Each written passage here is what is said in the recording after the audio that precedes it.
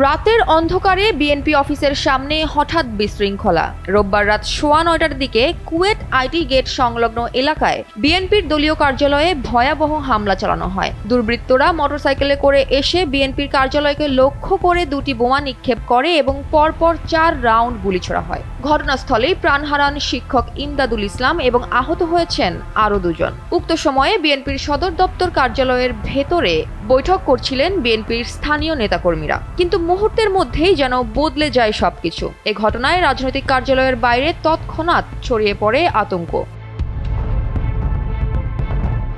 আহতরা হলেন যোগীপুল ইউনিয়ন বিএনপির সাংগঠনিক সম্পাদক মামুন শেখ এবং মিজানুর রহমান। এ ব্যাপারে পুলিশ জানিয়েছে, দুর্বৃত্তরা অপকর্ম ঘটিয়ে খুব দ্রুত সেখান থেকে পালিয়ে যাওয়ায় এখনো পর্যন্ত তাদের গ্রেফতার করা সম্ভব হয়নি। তবে ঘটনাস্থল থেকে উদ্ধার করা হয়েছে বিস্ফোরিত বোমাসহ ব্যবহৃত গুলির খোসা।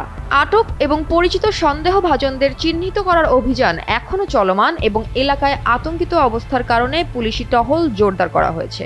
এদিকে বিএনপির স্থানীয় নেতাকর্মীরা দাবি করেছেন, বিএনপির সাংগঠনিক সম্পাদক মামুন শেখকে টার্গেট করেই মূলত হামলাটি চালানো হয়েছে।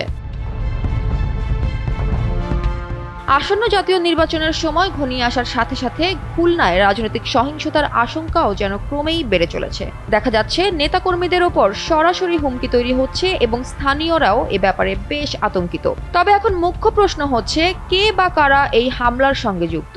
রাজনৈতিক সংঘাতে কেনই বা গেল একজন নিরীহ মানুষের প্রাণ? এই হামলা কি শুধুই একটি আকস্মিক আক্রমণ, নাকি এর পেছনে রয়েছে কোনো বৃহত্তর রাজনৈতিক উদ্দেশ্য? জয়া হাসান, এনপিবি।